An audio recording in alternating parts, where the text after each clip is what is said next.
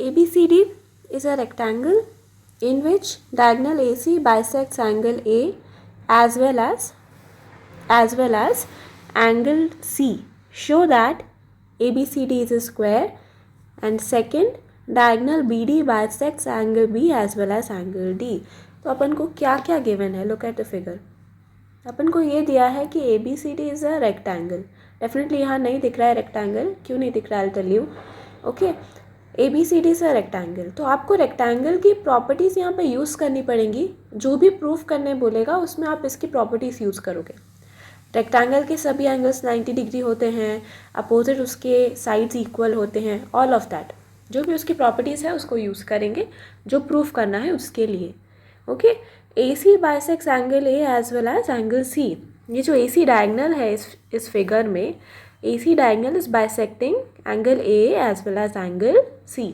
ये दिया है. ठीक है, उसका क्या मतलब होता है कि ये एंगल इस एंगल के इक्वल है एंड ये एंगल इस एंगल के इक्वल है.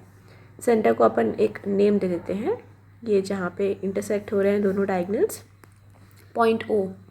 Now we are to prove that ABCD is a square. ABCD is a square and BD bisects angle B and angle D. हमें ये प्रूव करना है कि ये जो ABCD है ये एक स्क्वायर है और एंगल B को और एंगल D को, ये दोनों एंगल्स को BD बाइसेक्ट कर रहा है. मतलब ये वाला जो एंगल बन रहा है वो इस एंगल के इक्वल है, ये वाला जो एंगल है वो इस एंगल के इक्वल है. That is the meaning of कि BD इसको बाइसेक्ट कर रहा है. ओके, अब अपन को ये प्रूफ करना है ना कि ABCD इज अ स्क्वायर, इसीलिए जो डायग्राम हम ड्रॉ करेंगे वो स्क्वायर ड्रॉ करेंगे. जो प्रूफ करना है वही तो शेप होना चाहिए ना. ABCD must be a square, क्योंकि हमको यही प्रूफ करना है कि दिस इज अ स्क्वायर, तो इसलिए मैंने स्क्वायर बनाया है. ठीक है ना, कोई डाउट नहीं है इधर. फर्स्ट चीज़ प्रूफ करने जा रहे हैं अपन, ABCD को स्क्वायर प्रूफ करने जा रहे हैं. यहाँ पे ध्यान से देखो, DAC will be equal to DCA. Angle DAC will be equal to angle DCA. DAC DCA. क्यों ये वाला एंगल इस एंगल के इक्वल क्यों आ रहा है? क्योंकि देखो अपना AC बाइसेक्ट कर रहा है इसको, तो ये वाला एंगल इसके इक्वल आएगा, ये वाला एंगल इसके इक्वल आएगा. प्लस ये रेक्टेंगल दिया है, मतलब कि AB is parallel to DC. If AB is parallel to DC तो ये एक Z बन रहा है. Z बन रहा है तो ऑल्टरनेट इंटीरियर एंगल्स सब सेम हो जाएंगे. तो this will be equal to this, this will be equal to this. तो ये चारों एंगल्स जो हैं वो सेम होंगे. इसीलिए DAC, this angle, look here, DAC will be equal to DCA. ये दोनों एंगल सेम आ गए.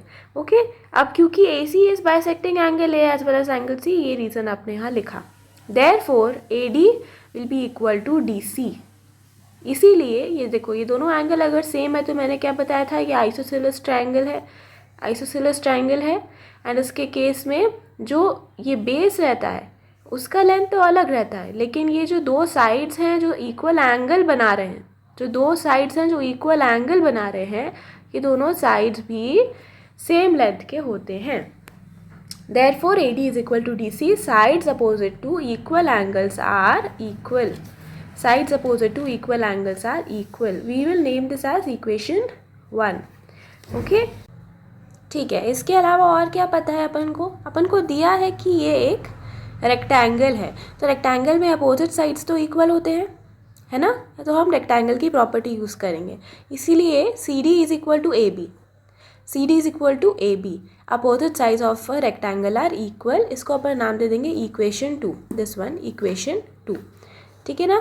तो CD is equal to AB क्यों लिखा? क्योंकि ये दिया था कि इट इज़ अ रेक्टेंगल, तो हमने उसकी एक प्रॉपर्टी को यूज़ किया, गिवन इन्फॉर्मेशन को यूज़ किया, इसको इक्वेशन 2 नाम दे दिया अपन ने. ओके, अब वैसे ही similarly AD is equal to BC. Opposite sides AD is equal to BC, तो ये इसके इक्वल है. ओके, वैसे ही रेक्टेंगल है तो ये वाला अपोजिट साइड्स भी इक्वल होंगे, तो ये वाला इसके इक्वल है. तो अल्टीमेटली क्या हो गया, ये इसके इक्वल था, ये इसके इक्वल था, ये इसके इक्वल था, तो चारों साइड्स इक्वल हो गए आपस में. Okay, so from equation 1, 2 and 3 AB is equal to BC is equal to CD is equal to DA. चारों साइड्स आपस में इक्वल हो गए. ABCD is a square as all the sides are equal and all the angles are 90 degree. All the angles are 90 degree. ABCD is a square as all the sides are equal and all the angles are 90 degree, hence proved. ये कहाँ से आया 90 degree? Because it is a rectangle. तो already given है कि सारे angles 90 हैं. हमने बस एक चीज़ प्रूफ करनी थी कि सारे साइड्स इक्वल हैं. तो ये प्रूफ हो जाएगा कि ये एक स्क्वायर है. ठीक है. नेक्स्ट सेकेंड चीज़ प्रूफ करते हैं. सेकेंड चीज़ इन ट्रायंगल BDC. सेकेंड चीज़ प्रूफ करने के लिए ये आपको प्रूफ करना है BD is bisecting angle B as well as angle D. इसके लिए आप ट्रायंगल BDC को कंसिडर करोगे. क्या देखना है BDC में? In triangle BDC BC is equal to DC. BC is equal to DC. अभी प्रूफ किया हमने चारों साइड्स इक्वल हैं, तो BC will be equal to DC in triangle BDC. ठीक है ना. तो आपने लिखा proved above BC is equal to DC. Therefore angle CBD this one is equal to angle CDB this one. Okay, since CB is equal to DC, तो अगर ये दो साइड्स इक्वल हैं देन डेफिनेटली ये जो एंगल मैं बना रही हूँ this one and this one, ये ट्रायंगल क्या बन जाएगा? आइसोसेलेस. और अपोजिट ये जो इक्वल साइड्स हैं इनके द्वारा जो एंगल बनाया जा रहा है बेस के ऊपर, BDC में ये बेस है, इस बेस के ऊपर ये जो दो एंगल्स बन रहे हैं इक्वल साइड्स के कारण वो इक्वल होंगे. ठीक है ना. इसीलिए this angle is equal to this angle. CBD is equal to CDB. हमेशा फिगर को देख के पढ़ना है तभी समझ आएगा. नेक्स्ट देखते हैं. Also CBD is equal to ADB. CBD is equal to ADB alternate interior angles. CBD is equal to ABD नहीं ABD नहीं ADB. हाँ ADB. देखो CBD ये वाला एंगल है और ADB ये वाला एंगल है. तो हमने लिखा कि ये वाला एंगल इस एंगल के इक्वल है. कहाँ से इक्वल है? यहाँ पे Z बन रहा है. देखो ऑल्टरनेट इंटीरियर एंगल मिलेगा ADBC. Z दिख रहा है, ये Z, ये जो Z बन रहा है इसके कारण ये एंगल इसके इक्वल है, ऑल्टरनेट इंटीरियर एंगल. ठीक है ना. और अभी ये लिखा कि ये एंगल इसके इक्वल है आइसोसेलेस के कारण. तो ये इसके भी इक्वल है और इसके भी इक्वल है. ठीक है ना. तो ये equals to this equals to this, ये तीनों एंगल इक्वल हो गए. ठीक है ना. CBD is equal to ADB. From equation 4 and 5 क्या किया हमने? इसको नाम दे दिया इक्वेशन 4. ओके एंड इसको नाम दे दिया equation 5. From equation 4 and 5 we have angle CDB is equal to angle ADB. यहाँ दोनों इक्वेशन से क्या पता चल रहा है? दोनों में CBD आ रहा है लेफ्ट में, तो इसके राइट साइड भी इक्वल होंगे, राइट ना. तो CDB this one will be equal to this one. CDB is equal to ADB. देखो कौन सा इक्वल आ गया? CDB is equal to ADB. This will be equal to this.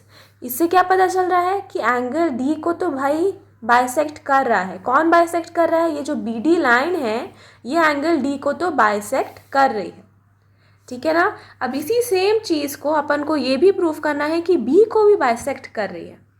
तो B को बाइसेक्ट करने के लिए आप एक बार पॉज करके खुद ट्राई करो, फिर आई एम टेलिंग यू वो कैसे प्रूफ करेंगे. B को प्रूफ करने के लिए क्या करेंगे? सी अभी इतना तो प्रूफ हो गया है कि ये इसके इक्वल है और ये तीनों एंगल्स इक्वल हैं. अब यहाँ पे आपको इसको प्रूफ करना पड़ेगा इसके इक्वल, तब प्रूव हो जाएगा कि ये BD B को भी बाइसेक्ट कर रहा है. तो this must be equal to this. तो यहाँ एक Z बन रहा है. देखो ABDC. ये Z बन रहा है. Z बन रहा है मतलब this angle will be equal to this angle.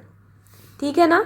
This angle will be equal to this angle. लेकिन ये किसके इक्वल था? अभी देखा ये इसके इक्वल था. आइसोसेलेस बनाया हमने. This side is equal to this side, तो this angle is equal to this angle. Okay. तो अगर ये इसके इक्वल है और ये इसके इक्वल है तो these two are also equal है कि नहीं. तो आपको ऐसा स्टेटमेंट लिखना पड़ेगा. और जैसा इसमें लिखा था अभी फर्स्ट वाले में D को बाइसेक्ट किया, प्रूफ किया, वैसे ही B को प्रूफ करना पड़ेगा. ओके. तो ABD is equal to DBC proof कर दोगे तो इट विल बी प्रूवन कि B को भी बाइसेक्ट कर रहा है line segment BD, diagonal BD. ठीक है.